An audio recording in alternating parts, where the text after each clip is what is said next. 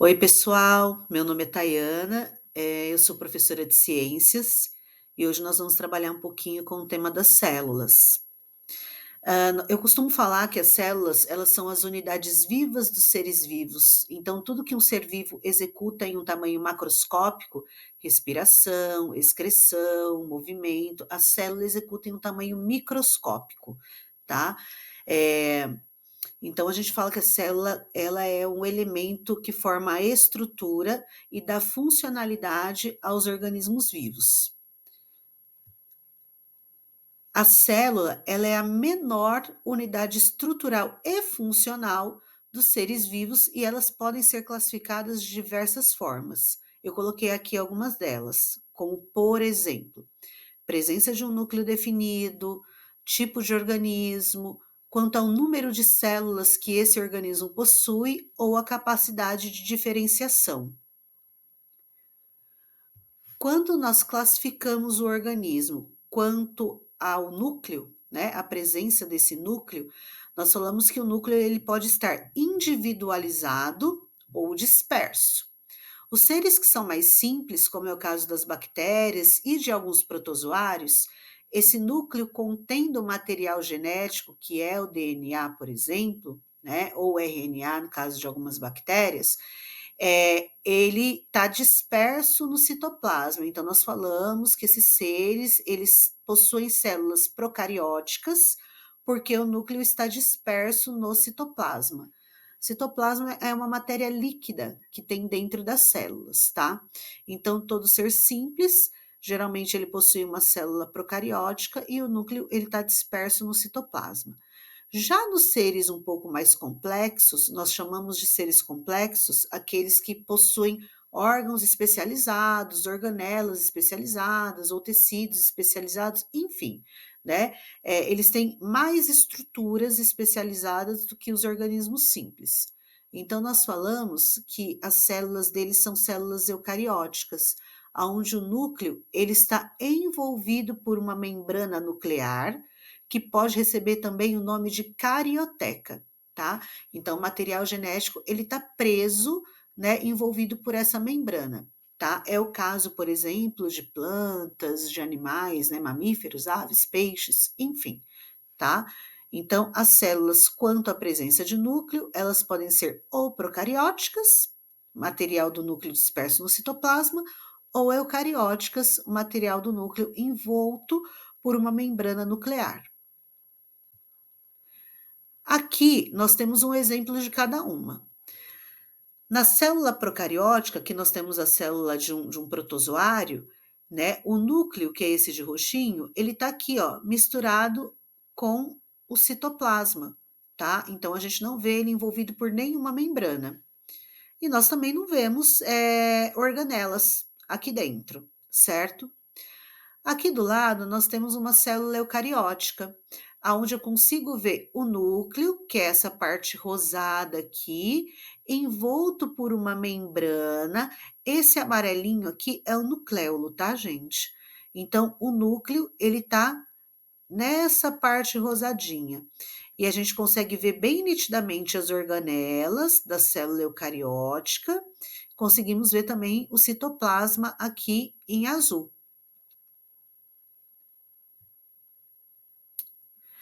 Nós temos variados tipos de célula. As células, elas podem ser células animais e apresentar algumas características específicas das células animais, como por exemplo, as células animais, elas não possuem parede celular. Por quê? Porque elas têm uma membrana que envolve elas, que é como se fosse uma película bem fininha. Elas possuem os centríolos, que são organelas que vão auxiliar no processo de reprodução celular, tá? E elas formam os tecidos animais. Então, as células, elas, de acordo com cada grupo de ser vivo, elas possuem características específicas. No caso das células animais, sem parede celular, com centríolos e a formação de tecidos especializados, né? Os animais são seres complexos. Então, nós temos células especializadas eh, no sistema nervoso, no sistema adiposo, no sistema muscular, ósseo, e cada uma tem as suas características específicas. Aqui nós temos uma célula eucariótica, como vocês podem ver, né, nós temos aqui o núcleo em azul, olha a flechinha ou a setinha aqui, o nucléolo, essa bolinha aqui dentro do núcleo. Essa parte roxa é o citoplasma, que é esse material gelatinoso que vai proteger as organelas. As organelas são os órgãozinhos que compõem a célula, cada uma executando sua função. Então, nós temos aqui, envolvendo o citoplasma a membrana, que tem essa função de delimitar a célula, tá? E aí nós temos então as organelas, que são os ribossomos, os retículos o retículo endoplasmático liso, a mitocôndria, o retículo endoplasmático rugoso, peroxissomos, centríolos, lisossomos e assim por diante. Então vocês veem que a célula eucariótica, ela tem uma composição, eh, bem abrangente, né, tem bastante elementos que compõem ela.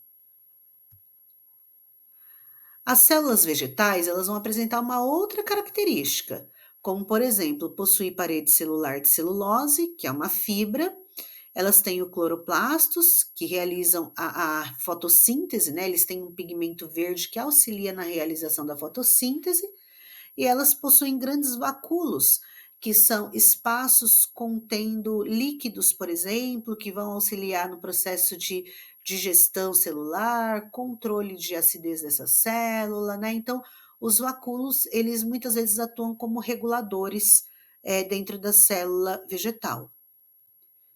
E aqui a gente tem a célula vegetal. Cloroplastos, como eu falei para vocês, que fazem o processo de fotossíntese, auxiliam no processo de fotossíntese.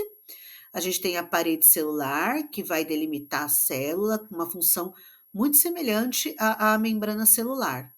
O vacúolo, que vai ter algumas funções aí dentro da célula vegetal, como, por exemplo, regular o pH, a quantidade de líquidos dentro dessa célula, excretar os elementos tóxicos e assim por diante.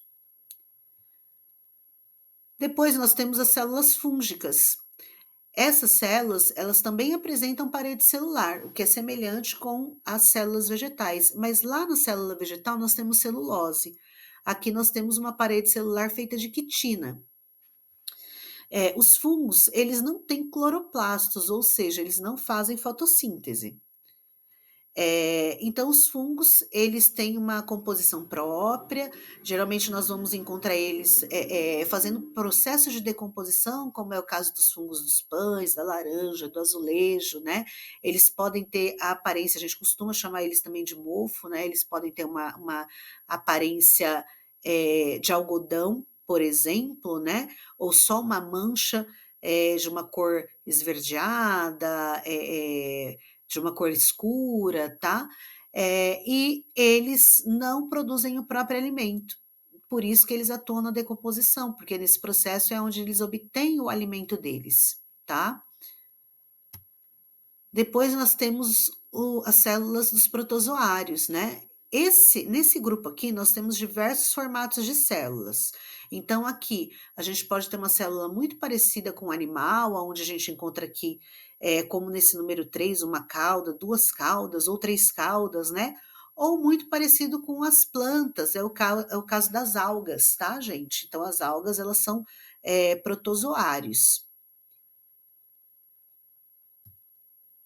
Quanto ao número de células, então os seres eles podem ser formados por uma única célula, que são os seres unicelulares, como é o caso das bactérias e dos protozoários, que tem essa célula mais simples, ou os seres eles podem ser pluricelulares ou multicelulares, que são formados por mais de uma célula, onde tem os tecidos especializados, como é o caso dos animais, das plantas e dos fungos. Aqui eu deixo para vocês um resumo dos nossos slides aí, tá? Espero que vocês tenham gostado da aula e que aproveitem e estudem.